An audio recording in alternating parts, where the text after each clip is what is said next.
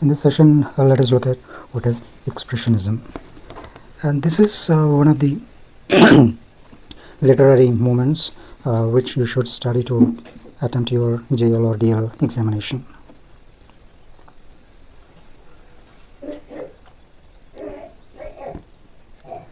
Expressionism is a German movement in literature and other arts, especially visual arts. It is in its height between 1910 and 1925, which is before and during and after World War I. During this period, many isms that flourished in the year of modernism appeared. Chief precursors of the movement were artists and writers. These artists and writers have departed from realistic depictions of life and world by incorporating into their art visionary or powerfully emotional states of mind. These states of mind are expressed and transmitted by means of distorted representations of the outer world.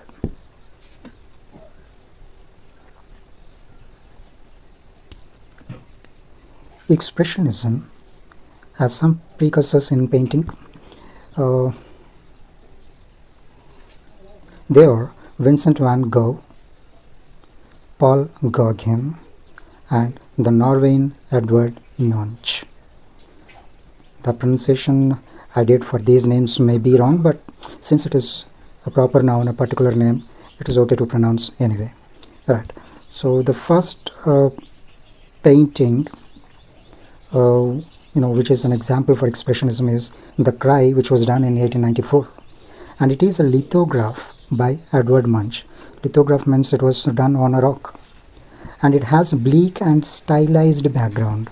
Right? It has a kind of bleak and stylized background, and it is a tense figure with a contorted face uttering a scream of pure horror. Right? So this is a face which is not really okay. It is a contorted face, and it seems to be uttering a scream of pure horror, and it is often taken to epitomize what became the expressionist mode. Alright, so epitomize means to give an example for expressionist mode. It is often taken for that purpose. Next, Expressionism and its literary precursors. In the 19th century, French poets Charles Baudelaire and Arthur Rimbaud. These are the precursors, literary precursors as in French poets. And Russian novelist Fyodor Dostoevsky is one of the precursors in literary expressionism. And German philosopher Friedrich Nietzsche is other literary precursor in expressionism. And the literary precursors in Sweden is Swedish dramatist August Strindberg. Next, Expressionism. It is not concerted or well-defined movement. Right? And this movement is not defined well, and its central feature is a revolt against the artistic and the literary tradition of realism, both in subject matter and style.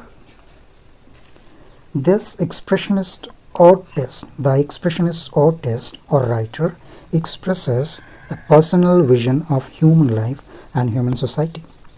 Right? So these expressionists or artist or writer expressed always a personal vision of human life or the human society. This vision is usually a troubled or tensely emotional vision. Right? So this expression is most often about some emotion, that too tensely emotion or troubled emotion. And to express this or to do this, he or she exaggerates or distort objective features of the world and embody violent extremes of mood and feeling. Alright, So while expressing this kind of emotion, the artist or the writer exaggerates or distorts objective features of the world. Right. So generally we have some objective features of the world, and these objective features are, like they are exaggerated, right? They are not expressed as they are, but exaggerated, right? Highly expressed, or expressed with intensity, right? Like violent extremes, or the violent extremes of mood or feeling or expression. The expressionist work is depiction or description that represents the experience of an individual standing alone and afraid in an industrial, technological, and urban society which is disintegrating into chaos. Chaos means, troublesome situation or context, right? So this expressionist work, it may be a depiction or it may be a description. And what does it do? It represents the experience of an individual standing alone and afraid in an industrial or technological or urban society, right? So most of the characters in the expressionist works are from urban society or technological world or industrial world, and they stand alone, right? And this society and this kind of setting is disintegrated one, and it is full of chaos. And those expressionists who were radical in their politics projected utopian views of future community in a regenerate world.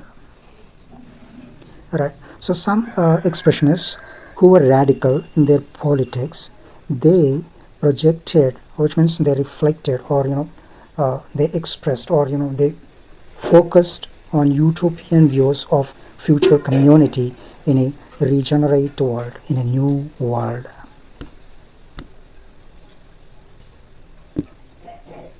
So expressionist painters, as a part of expressionism, they tended to use jogged or sharp lines to depict contorted or twisted objects and forms, as well as to substitute arbitrary or illogical, often lurid or bright colors for natural hues or shapes. Right.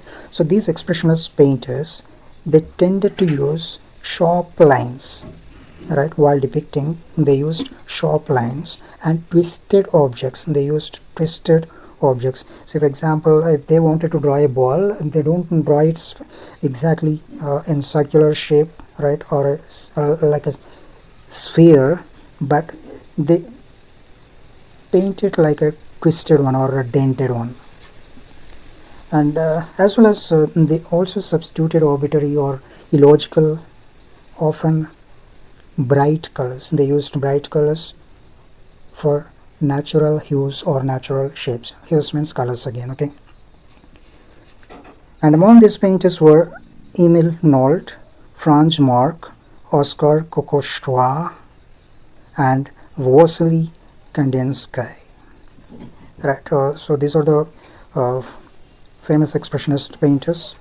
They are Emil Nolte, Franz Marc, Oskar Kokoschka, and Vasily Kandinsky. Right. Remember, since these names are very new to me and I didn't refer to any dictionary for exact pronunciation, I may not be pronouncing them correctly, but since they are proper nouns, it is okay to pronounce them anyway. Next, expressionist poets. We have expressionist poets, including the German Gottfried Benn and George Trakl, departed from standard meter, syntax, and poetic structure. Right. So generally, we have a specific structure and syntax and a kind of meter while writing poetry. But these expressionist poets, they departed from these norms or poetic rules, right? So, and those people who departed from or left these standard rules of poetry are German Gottfried Benn and George Trakl. And these poets organized their works around symbolic images, right? These people always organized their works around the symbolic images. And expressionist writers of prose narratives like Franz Kafka abandoned standard modes of characterization, right?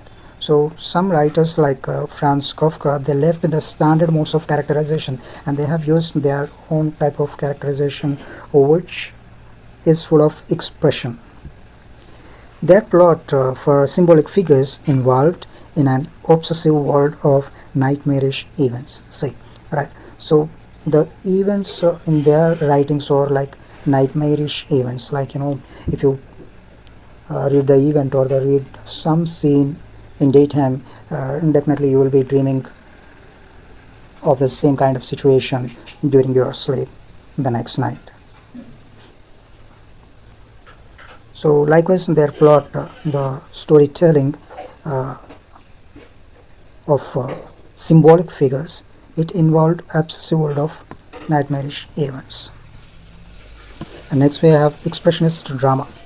So drama was a prominent and widely influential form of expressionist writing. This is known to you. And among the better known German playwrights were George Kaiser and Gas, his writing is Gas, from Morn to Midnight. Next, Ernst Toller, his work is Moss Man. And in his earlier productions, Bertolt Brecht also did the same thing. Like, they have used their influential form. Expressionist dramatists often represented anonymous human types instead of individualized characters. Right. So instead of individualized characters, these people represented anonymous human types. Right. Anonymous human types means, you know, like nameless people, you know, unidentified people. Right. People like who are so far unthinkable.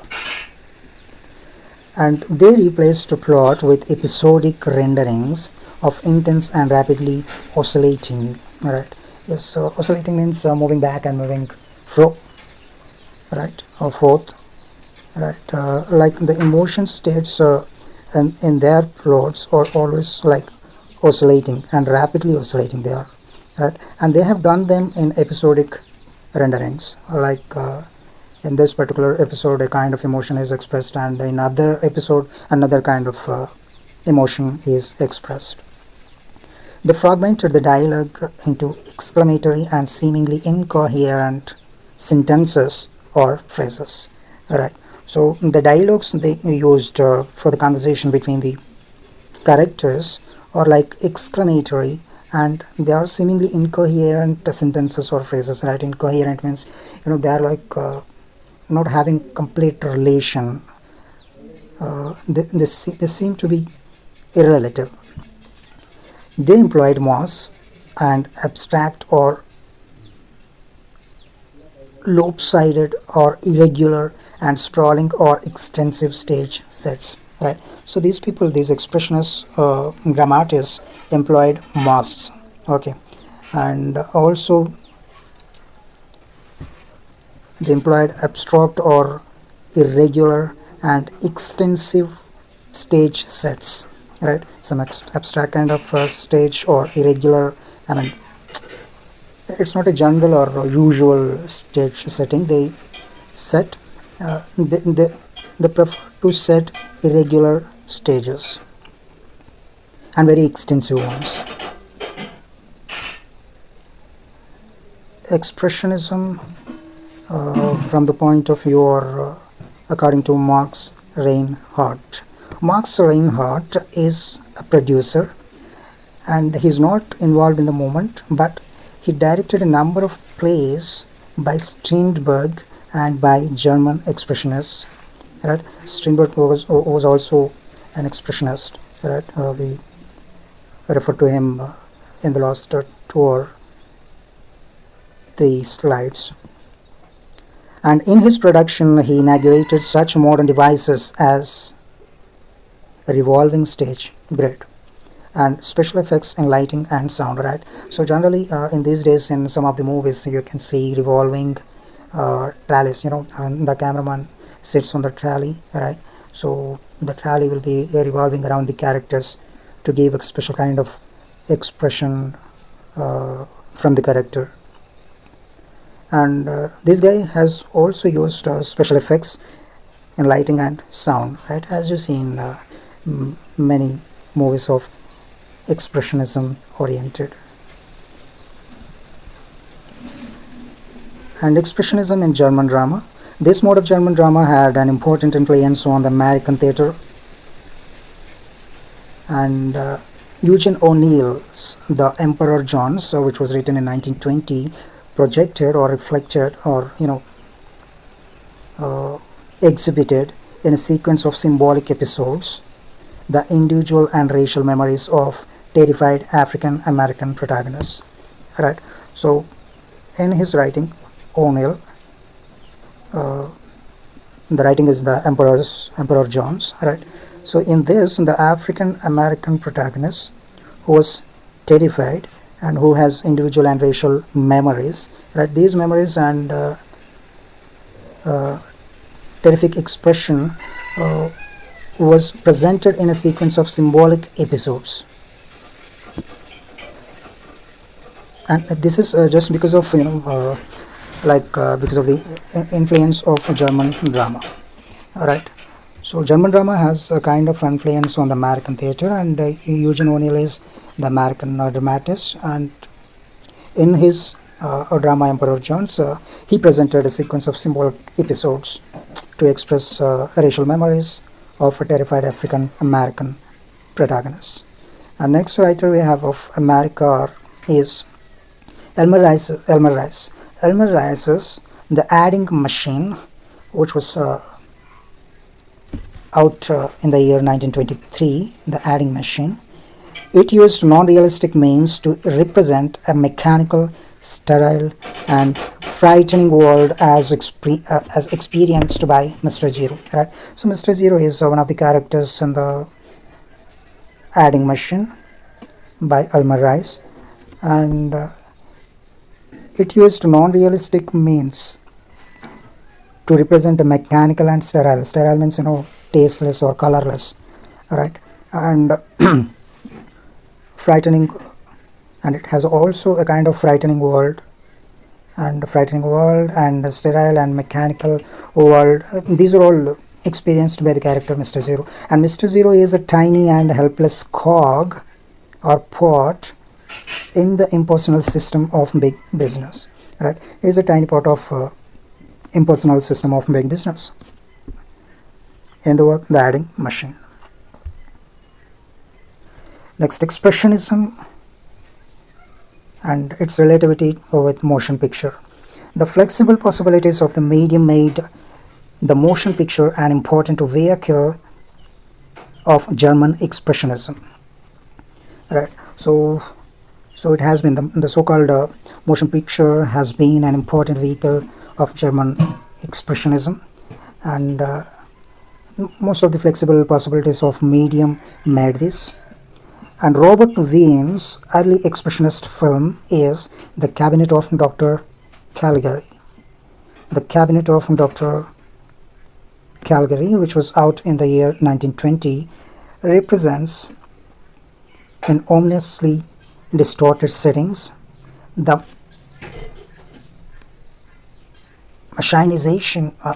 machinations of satanic head of an insane asylum. Alright, so there was a place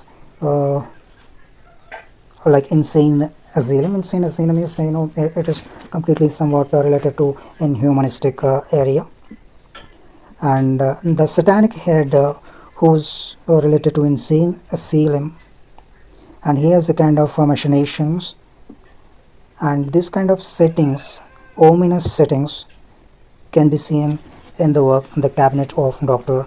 Caligari, which was out in the year 1920 by Robert Wien. The next one we have is Friedrich Murnau's Nosferatu.